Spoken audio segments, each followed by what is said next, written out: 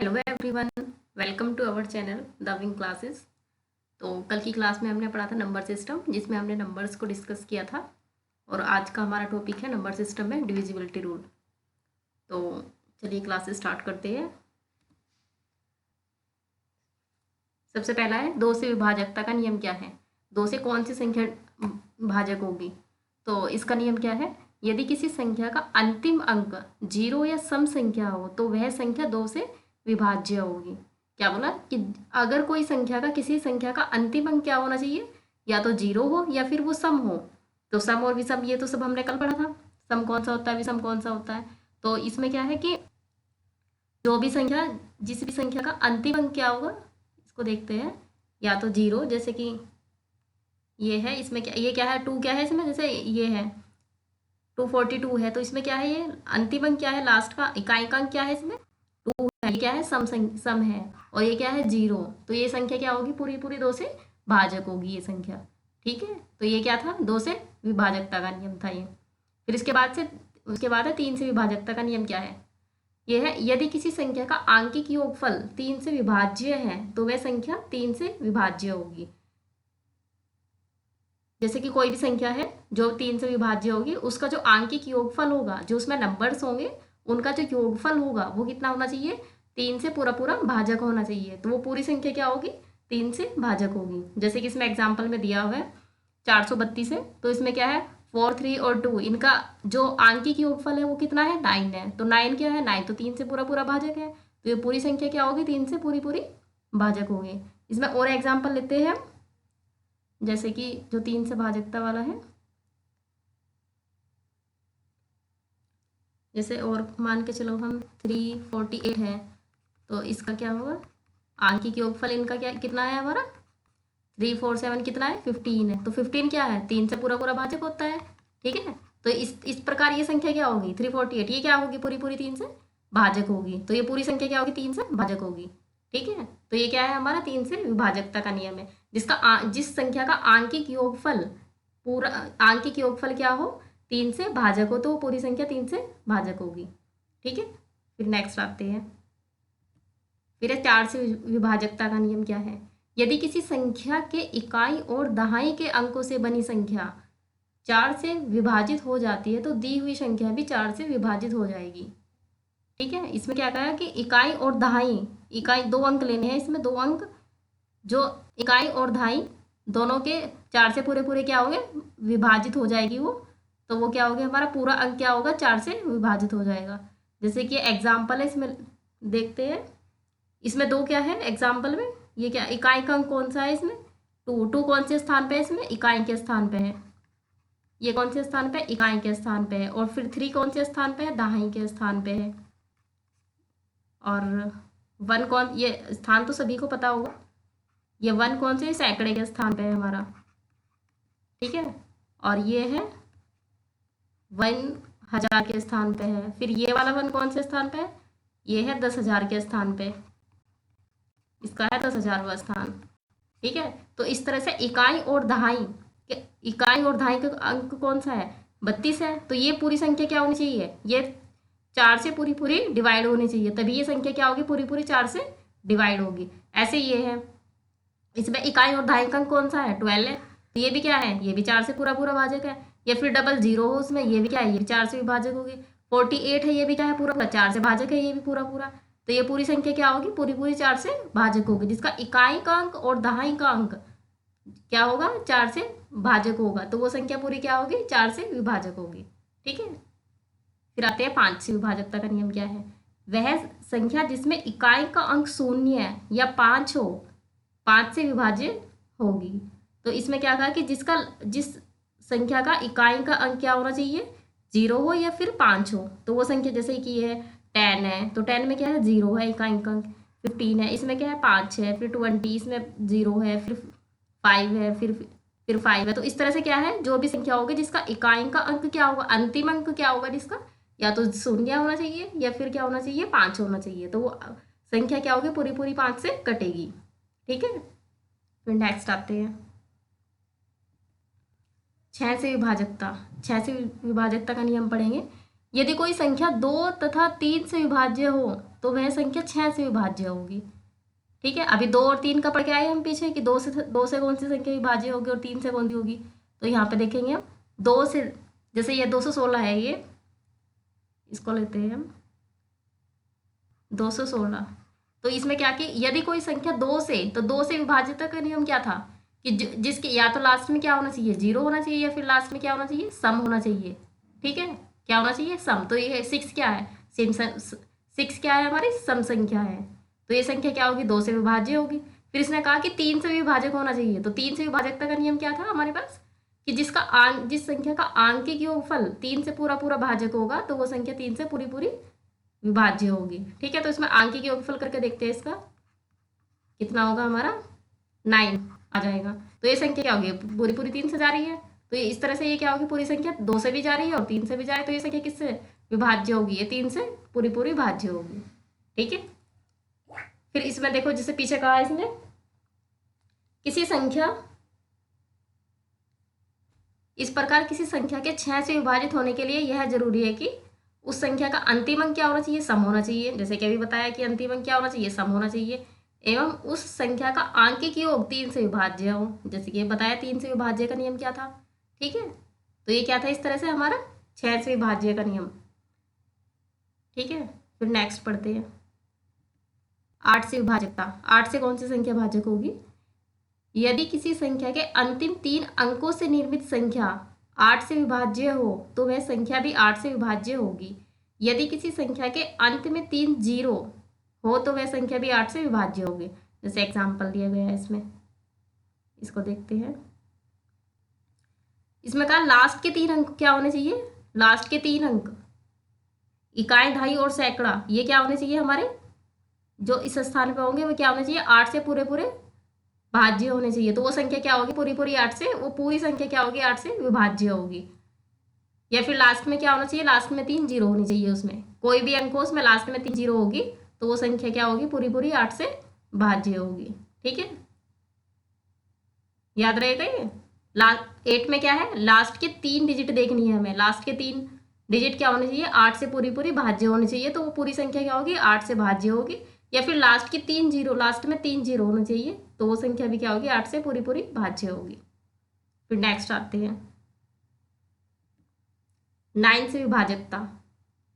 9 से विभाजकता का नियम देखते हैं। यदि किसी संख्या का आंकिक योगफल 9 से विभाज्य हो तो वह संख्या भी 9 से विभाज्य होगी। वही है सेम, जैसे 3 का था ऐसे 9 का है। जैसे कोई भी संख्या है उसका आंकिक योगफल कितना होना चाहिए, 9 से पूरा पूरा भाज्य होना चाहिए। तो पूरी संख्या क्या होगी, 9 से पूरी पूरी भाज्य होगी। ठीक है,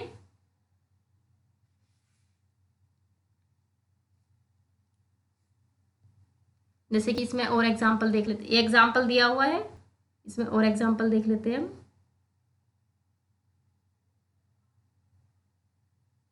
जैसे कि 5 ये है, तो इसमें क्या कहा इसने, उसका आंकिक योगफल क्या होना चाहिए, 9 से पूरा पूरा भाज्य होना चाहिए। तो उसका आंकिक योगफल देखते हैं कितना हुआ है, ये कितना हुआ 18। तो 18 क्या हो रहा है, 18 तो 9 से पूरा पूरा जा रहा है। ठीक है, तो ये पूरी संख्या क्या होगी, पूरी की पूरी संख्या 9 से भाज्य होगी ये संख्या। ठीक है, फिर 10 पे आते हैं। 10 से विभाजकता, कोई भी संख्या जिसके अंत में 0 हो 10 से विभाज्य होगी। इसमें क्या है कि लास्ट में 0 होनी चाहिए, चाहे कितनी भी 0 हो, लास्ट में कोई भी अंक होगा जिसके लास्ट में 0 होगी वो संख्या पूरी क्या होगी, 10 से भाज्य होगी। ठीक है, चाहे वो संख्या कुछ भी हो, चाहे कितनी भी 0 हो उसके पीछे। ठीक है, कितनी भी 0 हो तो वो पूरी संख्या क्या होगी, पूरी पूरी 10 से भाज्य हो जाएगी। कोई कुछ भी हो, कितनी भी 0 हो लास्ट में। फिर नेक्स्ट आते हैं 11 से विभाजकता का नियम पढ़ते हैं। इसमें क्या है, यदि दाईं ओर से किसी संख्या के विषम, ध्यान रखना, दाईं ओर से किसी संख्या के विषम स्थानों के अंकों का योगफल और विषम अंकों का योगफल, ये चीज याद रखना। यहाँ से क्वेश्चन बनते हैं, यूपी टेट में भी, सी टेट में भी, हर टेट में बनते हैं यहाँ से क्वेश्चन। इस पे क्वेश्चन ज्यादा बनते हैं क्या से, विषम अंकों का, और इसने क्या कहा, सम अंकों का योगफल। कितना, सम अंकों का योगफल क्या होना चाहिए, इसका जो अंतर होना चाहिए, अंतर कितना होना चाहिए इसका, 11 से विभाज्य होना चाहिए, या फिर उसका अंतर क्या होना चाहिए, शून्य होना चाहिए। तो वो संख्या क्या होगी, पूरी पूरी 11 से विभाज्य होगी। ठीक है, तो जैसे कि ये दिया हुआ एग्जाम्पल दिया हुआ है, तो इसमें क्या है, सम अंकों के अंकों, सम स्थानों के अंकों का योगफल कितना है इसमें, सब अंक कौन कौन से है इसमें, पहले देखो कि इसमें सम, इसमें लेना दाईं ओर से, दाईं ओर किधर से होगा, इधर से होगा दाया।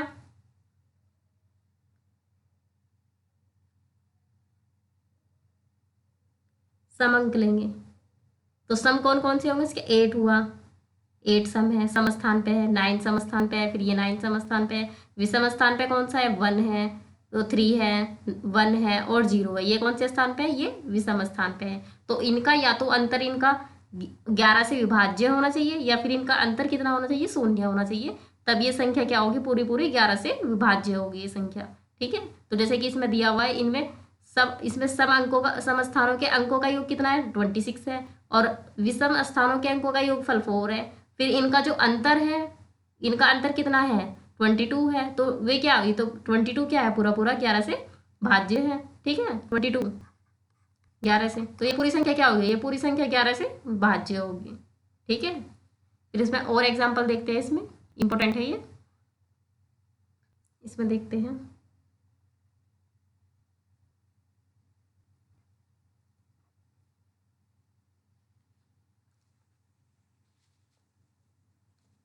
जैसे ये है, एक एग्जाम्पल लेके चलते हैं हम इसमें,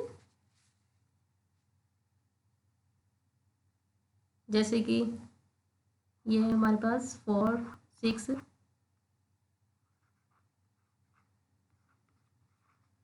तो इसमें बताना है कि इसमें ये संख्या क्या होगी, 11 से भाज्य होगी या नहीं। तो इसमें क्या क्या बताया था अभी, कि इसमें दाईं ओर से क्या लेंगे, सम संख्याओं का, समस्थान और विषम स्थान के जो अंक होंगे उनका जो अंतर होगा, या तो वो 11 से कटना चाहिए पूरा पूरा, या फिर क्या होना चाहिए, शून्य होना चाहिए।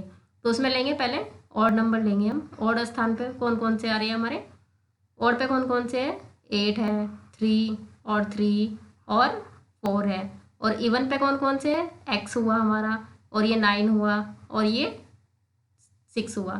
तो इसमें आते हैं और में कौन कौन से, इनके अंकों का योग करते हैं, और का कितना है, 8 है, और फिर है 3 हुआ, फिर 3, फिर कितना है, 4 है, तो ये कितना हुआ हमारा, ये पूरा कितना हुआ, 3 8 18। ठीक है, फिर उसके बाद इवन लेते हैं, इवन स्थान पे कौन कौन से आ रहे हैं हमारे, एक्स हुआ, एक्स प्लस 3 और प्लस 6, ये कितना हुआ हमारा, 6 है ना, अरे इवन पे 9 है, ये 9 एक्स है, 9 है और 6 है, तो ये कितना हुआ हमारा, 15 हुआ। तो इनका अंतर कितना होगा, फिर इनका क्या करेंगे हम, अंतर करेंगे, तो ये कितना हुआ, 3 हुआ हमारे पास। तो इनका क्या बताया था कि या तो उनका अंतर क्या होना चाहिए, 11 से कटना चाहिए, या फिर कितना होना चाहिए, 0 होना चाहिए। तो यहाँ पे क्या हो रहा है, अंतर, अंतर कितना आ रहा है इनका, हमारे पास 3 आ रहा है, तो यहाँ पे ये x है। ठीक है, तो इसमें यहाँ कितना होना चाहिए यहाँ पे, या इनका अंतर 0 करने के लिए हमें कितना, इसमें 15 में कितना ऐड करना पड़ेगा, कि इनका अंतर क्या होना चाहिए, तो 11 से डिविजिबल हो, तो वो तो पॉसिबल नहीं है इसमें, तो क्या होना चाहिए, या फिर 0 बना लो इसको। तो फिर x के स्थान पे ऐसा कुछ रखो कि ये पूरा क्या होना चाहिए, ये उस ओड, जो ओड स्थान पे जो अंक है वो उनके क्या हो जाए, इक्वल आ जाए। तो x के स्थान पे ऐसा क्या नंबर रखे हम, तो क्या आया हमारे पास, इनका जो अंतर आया, अंतर कितना आया इनका, 3 आया, तो x के स्थान पे क्या रखेंगे हम, 3 रखेंगे। ठीक है, जो भी इनका अंतर आया वो क्या रखेंगे हम, x के स्थान पे रखेंगे। तो अब इनको ऐड करके देखो, अब कितना हुआ, अब कितना हुआ, ये 15 हुआ, 15 हो जाएगा, तो फिर ये अंतर कितना हो जाएगा इनका, 0 हो जाएगा। तो फिर क्या होगी, पूरी की पूरी संख्या क्या होगी हमारी, 11 से पूरी पूरी भाज्य हो जाएगी ये संख्या। ठीक है, पूरी पूरी 11 से क्या हो जाएगी, भाज्य हो जाएगी ये संख्या हमारी। ठीक है, इस तरह से। फिर एक एग्जाम्पल और देखते हैं, देख क्लियर हो जाएगा। 9 4 और फिर x 2 3, सॉरी लैंग्वेज पे उस पर मत जाना, राइटिंग पे 5 7। तो इसमें देखते हैं और स्थान पे बताओ कौन कौन से है इसमें, और पे कौन सा है, 7 3 x 9, इवन पे कौन कौन सा है, 5 है, 2 और 4 है। ठीक है, तो इसमें और को देखते हैं, और का सम देखते हैं कितना होगा। और का सम 7 प्लस 3 प्लस x प्लस 9 ठीक है। तो ये कितना हुआ हमारे पास, इनका सम कितना हुआ हमारे पास 19। ठीक है, फिर उसके बाद आता है हमारा इवन। इवन स्थान पे कौन कौन से हैं हमारे, इवन स्थान पे कौन कौन से अंक आ रहे हैं हमारे, 5 प्लस 2 प्लस 4। तो ये कितना हुआ, ये कितना हुआ हमारे पास 11।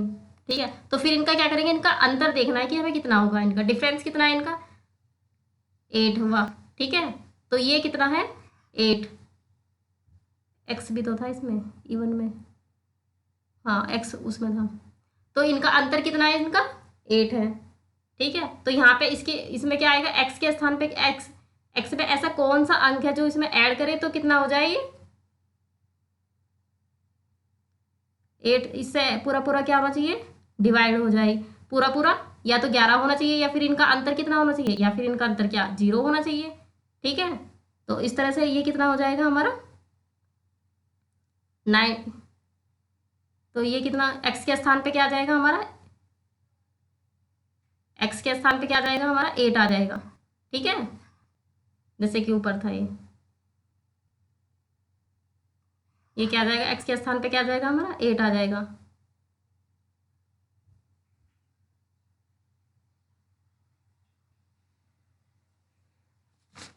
यहाँ से यूपी टेट में क्वेश्चन बनता है। फिर उसके बाद है, तो ये क्या था हमारा 11 से विभाजकता का नियम था। फिर उसके बाद आता है हमारा नेक्स्ट 12 से विभाज्य कौन कौन सी संख्या होगी। तो इसमें क्या है, कोई भी संख्या यदि 3 तथा 4 दोनों से क्या होगी, पूरी पूरी कटेगी, तो वो संख्या क्या होगी 12 से पूरी पूरी क्या होगी, भाज्य होगी वो संख्या। तो इस पर अभी पीछे पढ़ा था हमने, क्या था कि 3 और 4 का पढ़ा था। 3 और 4 का क्या नियम है, 3 से कौन कौन सी संख्या डिविजिबल होती है, जिसके आंकिक योगफल क्या होता है, पूरा आंकिक योगफल कितना होना चाहिए, वो 3 से पूरा पूरा कटना चाहिए। ऐसी 4 का पढ़ा था हमने। फिर उसके बाद तो ये 12 का क्या है कि उसमें 3 और तथा 4 वो क्या होना चाहिए, दोनों से पूरा पूरा कटना चाहिए। तो वो अंक क्या होगा, पूरा का पूरा हमारा 12 से क्या हो गया, भाज्य हो गया वो पूरी संख्या। ठीक है, तो इसमें इसका आंकिक योगफल देख लेते हैं कितना होगा। इसका आंकिक योगफल 1 प्लस 9 0 प्लस 4 प्लस 4, तो ये कितना हुआ हमारा 18 हुआ। तो ये क्या हो रहा, पूरा पूरा 3 से जा रहा है। ठीक है, तो ये पूरी संख्या क्या होगी, 3 से पूरी पूरी विभाज्य होगी ये संख्या। तो फिर ये क्या होगा 12 से भी विभाज्य होगी। इसी तरह से 4 का भी अभी पीछे पढ़ा था हमने। ठीक है, तो ये पूरी संख्या क्या होगी, पूरी संख्या क्या होगी, ये 4 से 3 और 4 से डिविजिबल होगी। तो ये पूरी संख्या क्या होगी 12 से भी डिविजिबल होगी। ठीक है, फिर नेक्स्ट आते हैं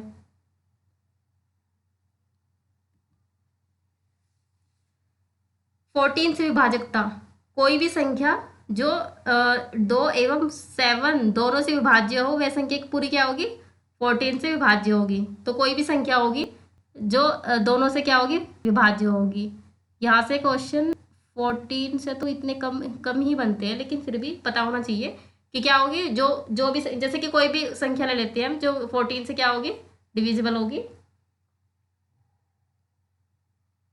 जैसे कि ऐसा क्या एग्जाम्पल है हमारे पास, जैसे 28 है।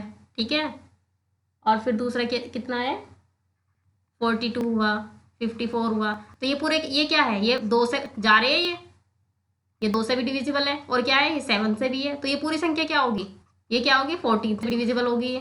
ठीक है, तो इसी तरह से ये किसका नियम था, ये 14 से विभाजकता का नियम था हमारे पास।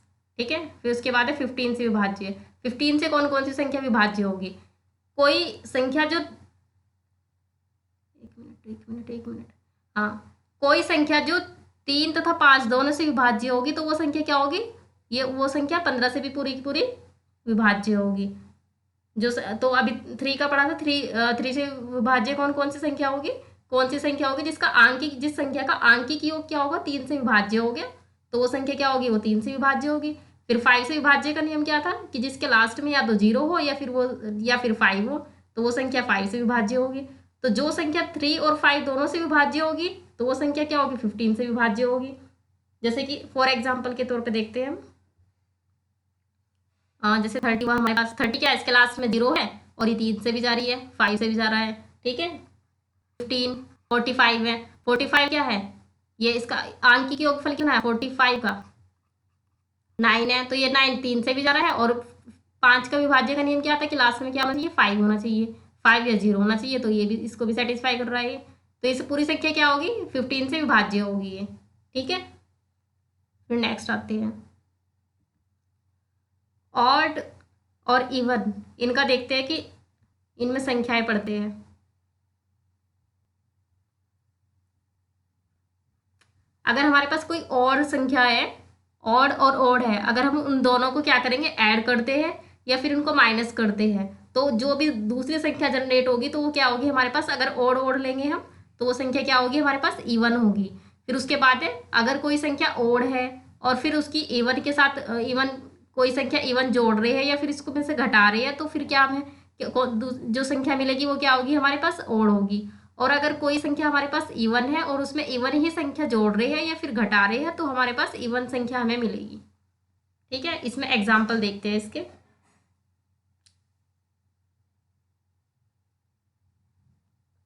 जैसे कि कोई भी ओड संख्या ले लेंगे हम, जैसे 7 प्लस 5 दोनों ओड संख्या है, तो कितना हुआ 13, वो सॉरी 12, ठीक है।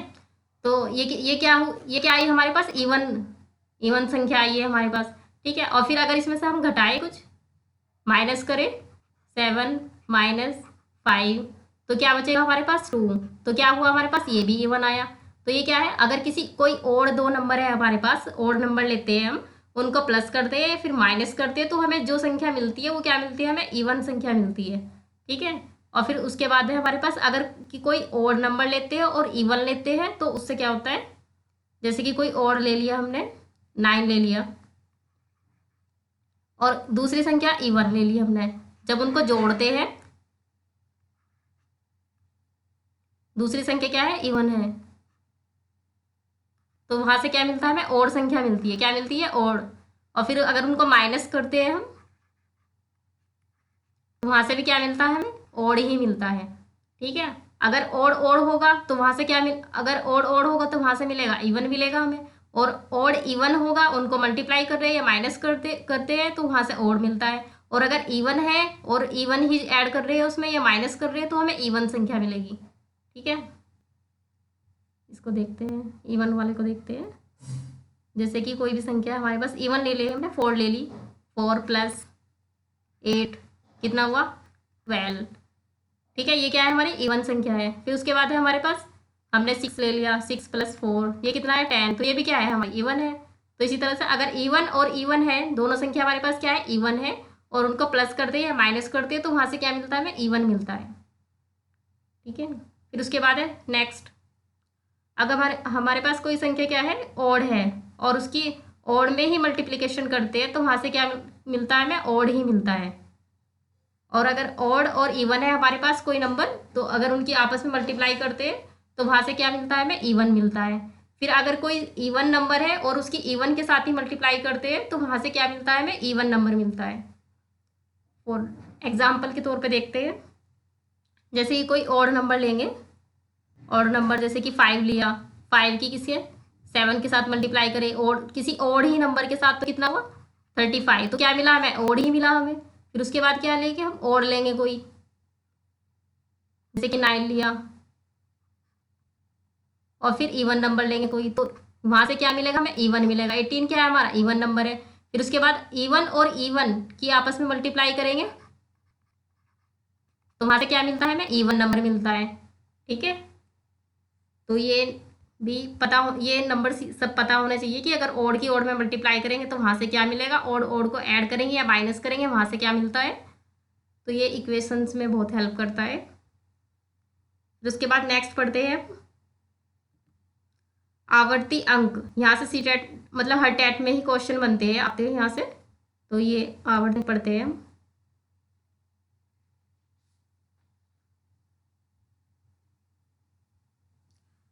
आवर्ती अंक क्या होते हैं, मतलब अगर कोई नंबर है उसकी बार बार क्या हो रही है, आवर्ती हो रही है, तो उसको क्या बोलते हैं, उसे आवर्ती अंक बोलते हैं। तो उस आवर्ती अंक को बार बार ना लिख के उसे किस फॉर्म में लिखते हैं, उसे बार के फॉर्म में लिखते हैं। तो इसको देखते हैं, जैसे कि कोई नंबर है हमारे पास 0.555, इसे कितनी भी बार लिख लो, तो इसको हम बार बार हर जगह इसको ना लिख के, तो इसे हम कैसे लिख लेंगे,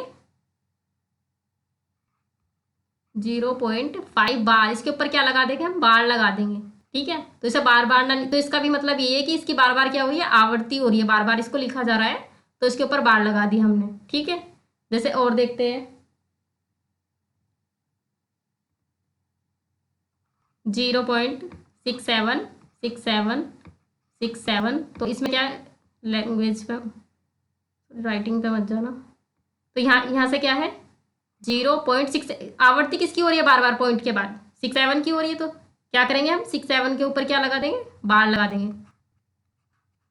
तो ये क्या है हमारा, जिस वर्ड की भी बार बार क्या हो रही है, आवर्ती हो रही है, तो उसी के ऊपर क्या बार लगा देंगे पॉइंट के बाद, तो इसको बार बार लिखने की जरूरत नहीं होती फिर। जैसे कि और देखते हैं हम, और नंबर लेते हैं 0.256256256256, तो ये कहाँ से हो रही है, 256 तो ये क्या है, 0 किस वर्ड की हो रही है आवर्ती बार बार, 256, तो इसी के ऊपर क्या लगा देंगे, बार लगा देंगे हम। ठीक है, फिर और वर्ड लेते हैं, जैसे कि 2.6 बार, इस तरह से क्वेश्चन बन के आते हैं पेपर में। तो इसको इसको कैसे लिखते हैं हम, तो जो अगर पॉइंट से पहले कोई नंबर लिखा हुआ है, जीरो नहीं है, नंबर है, तो उसको क्या करते हैं हम, ऐड करते हैं, 2 प्लस कोई भी नंबर है, जीरो, अगर पॉइंट से पहले कोई भी नंबर है, और उसके बाद इसको क्या लिखते हैं, ये ऐसे ही लिखते हैं इसको। ठीक है, और अगर पॉइंट से पहले कोई नंबर दिया हुआ है, उसके ऊपर बार लगा हुआ है, फिर पॉइंट है, और फिर 65, जैसे यही है, इसी को लेते हैं हम। तो वहाँ पे क्या करते हैं, अगर पॉइंट से पहले कोई नंबर है, उसके ऊपर बार लगा हुआ है, तो वहाँ पे क्या लेते हैं, माइनस लेके चलते हैं हम, क्या लेते हैं, माइनस। तो ये हो जाएगा -2 और प्लस का 0.65 के ऊपर क्या है, बार है। अगर पॉइंट से पहले क्या है हमारे पास, अगर पॉइंट से पहले कोई भी चीज नहीं है, प्लस है, तो वो ऐसे के ऐसे ही लिखते हैं, एज इट इज रहेगा वो।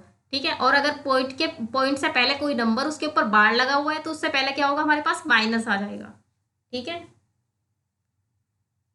फिर और लेते हैं इसमें एग्जाम्पल, और क्वेश्चन करते हैं, जैसे क्वेश्चन बनते हैं पेपर में, जैसे कि 0.5 बार, तो इसको कैसे लिखते हैं हम, यहाँ से ऐसे क्वेश्चन आते हैं पेपर में, तो इसको लिखते हैं हम, जो पॉइंट के बाद जो है, जो पॉइंट के बाद जो भी नंबर लिखा होगा, उसको पहले एज इट इज रख लेंगे हम। ठीक है, फिर उसके बाद अपोन में क्या लिखेंगे, जितने भी अंक है पॉइंट के बाद, जितने भी अंक के ऊपर बार लगा हुआ है, उतने ही हम क्या लिखेंगे, नीचे 9 लिखेंगे, क्या 9, तो एक ही अंक है यहाँ पे, तो यहाँ पे एक पॉइंट के बाद एक ही अंक है जिसके ऊपर बार है, तो एक ही 9 लिखेंगे हम। ठीक है, फिर नेक्स्ट देखते हैं 0.625, तो ये जो भी पॉइंट के बाद है उसे पहले एज इट इज रख लेंगे, 0.25 अपोन, तो पॉइंट के बाद कितने अंक के ऊपर बार है, 3 अंक के ऊपर है, तो क्या लिखेंगे, 3 9 लिख लेंगे हम यहाँ पे। ठीक है, तो ऐसे ही और लेते हैं 0.792, इसके ऊपर क्या है, बार है, तो इसमें इसे भी ऐसे ही, पहले तो वो वही अंक क्या लिखेंगे, एज इट इज लिखेंगे हम। ठीक है, फिर उसके बाद पॉइंट के बाद कितने अंक के ऊपर बार है, 3 अंक के ऊपर बार है, तो 3 क्या लिखेंगे, 9 लिखेंगे। फिर जैसे और एग्जांपल लेते हैं हम जैसे कि 0.45 के ऊपर 12 तो पॉइंट के बाद जितने भी अंक है उसे क्या लिखते हैं, पहले एज इट इज लिखते हैं हम, ठीक है। और इसमें क्या है, उसमें क्या ऊपर के क्वेश्चन में क्या था, ऊपर क्या था कि पॉइंट के बाद जितने भी अंक थे सबके ऊपर बार था। इसमें क्या है, इसमें सिर्फ एक अंक के ऊपर बार है, ठीक है। 5 के ऊपर बार है, 4 के ऊपर क्या है, बार नहीं है। तो जिस जिस अंक के ऊपर बार नहीं है उसे क्या कर देंगे, उसको माइनस कर देंगे हम, ठीक है। इस अंक को एज इट इज लिखे, फिर उस जितने भी जो भी अंक बचे होंगे जिनके ऊपर बार नहीं है उनको क्या कर देंगे, माइनस कर देंगे यहाँ से, इस अंक से। फिर अपोन में क्या होगा, अपोन में जितने भी अंक के ऊपर क्या होता है, बार होता है, उतने ही क्या लिखते हैं, 9 लिखते हैं, ठीक है। तो एक ही अंक के ऊपर बार था तो एक ही 9 लिख दिया। और एक अंक फिर भी अभी भी पॉइंट के बाद बचा हुआ है हमारे पास, तो उसके ऊपर बार नहीं था, तो जितने जितने अंक के ऊपर बार नहीं है उतनी क्या लिखते हैं, 0 लिखते हैं। तो इसमें एक ही अंक था पॉइंट के बाद जिसके ऊपर बार नहीं था, तो वहां पे क्या लिखेंगे, एक ही 0 लिखेंगे हम, ठीक है। तो ये कितना हो जाएगा हमारा, 41/90, ठीक है। और एग्जाम्पल लेते हैं,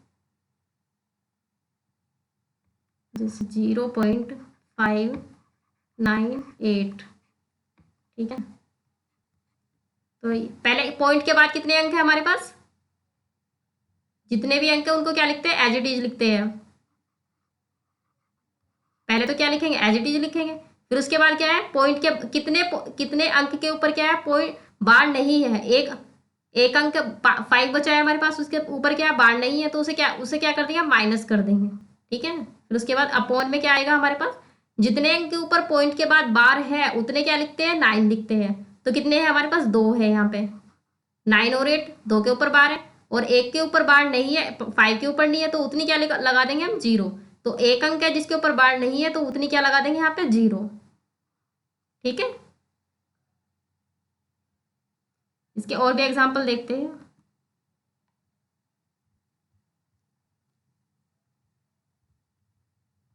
यहाँ से जैसे टाइप में क्वेश्चन बनते हैं उस टाइप के क्वेश्चन देखते हैं।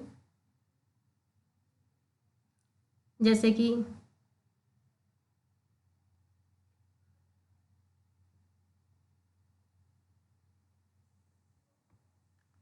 2.57 और 8, इन दोनों के ऊपर क्या है, बार है।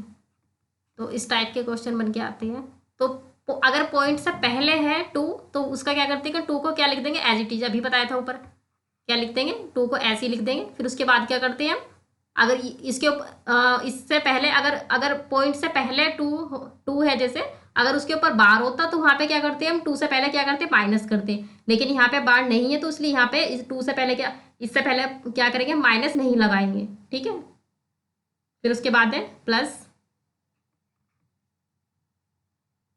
फिर इसको ऐसे लिख देंगे 0.578, इसके ऊपर क्या है, बार। अब इसको सोल्व करेंगे हम, इक्वल टू 2 प्लस, अब इसको ऐसे ही सोल्व करेंगे जैसे नॉर्मल सोल्व करते आ रहे हैं हम। पॉइंट के बाद कितने अंक है, 3 अंक है, तो 3 को क्या लिख देंगे, एज इट इज लिख देंगे, 785, ठीक है।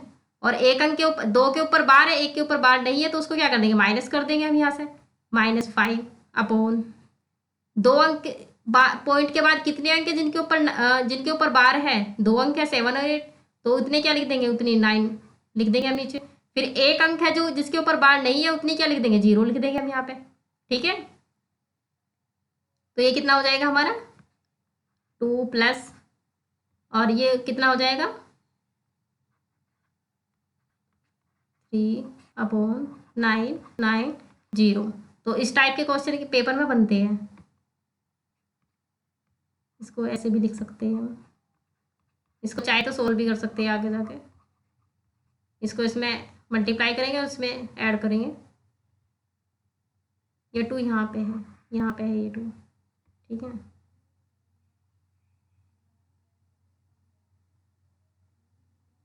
इसमें जैसे और भी क्वेश्चन बनता है, जैसे कि 0.11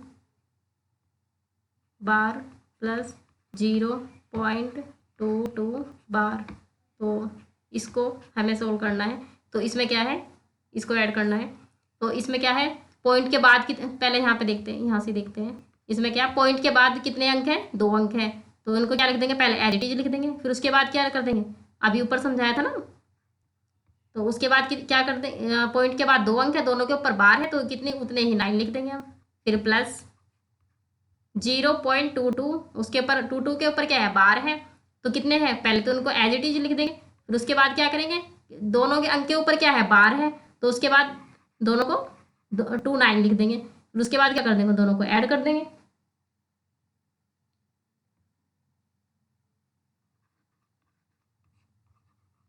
ठीक है, तो इस तरह से क्वेश्चन बनके टैट में आते हैं, सी टैट में भी आते हैं, यूपी टैट में भी आते हैं, और हर टैट में आते हैं, यू टैट वगैरह में, सब में यहाँ से क्वेश्चन एक ना एक क्वेश्चन जरूर बनता है यहाँ से, ऐसा। ठीक है,